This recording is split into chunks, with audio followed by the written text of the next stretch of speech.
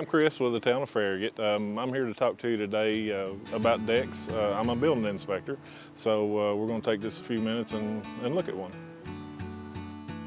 So we'll go this way and look at the deck. This will be a deck that's attached to brick. In the past few years, code has kind of tightened up on decks. There's been a lot of failures in decks. There's been a lot of safety issues come up. So in the last few years, the building code has kind of tightened up on the structure of the deck. So that's what we'll be talking about, a few of the safety items today. The town of Farragut doesn't have its own building code. We have adopted the 2018 International Residential Code. On our stairs, you have to have a hard surface landing. It needs to be the width of the stairs and come out at least 3 foot. The reason for this, if you're coming down the stairs and you walk off the bottom step, perhaps you're going to hit mud or grass, it's to keep you from sliding up and hitting your head on one of the steps. Okay, so another item of safety is your guards. They have to resist 200 pounds of force. And that's a safety issue because you don't want it, collapsing if someone leans against it or whatever.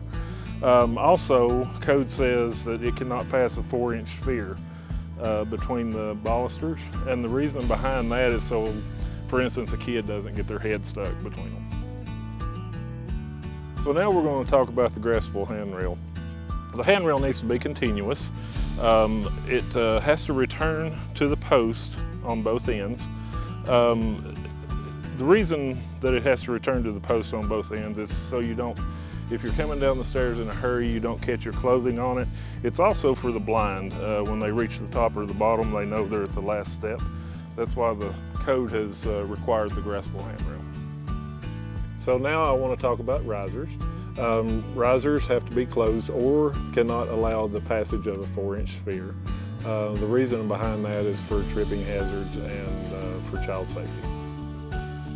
So now we want to talk about attachment of a deck to a brick home.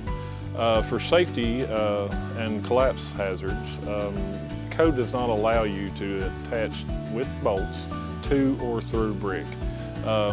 In this instance, the contractor has chosen to use a hardwire as the means of attachment here. There are a couple other different means, but this is the one that they've chosen. So next I'd like to talk about lateral connectors. Code requires them on every deck, and they're there to keep lateral movement, which would increase with the more people that you put on the deck. Thanks for watching. Join us next time. We'll be talking about deck attachment to a siding home.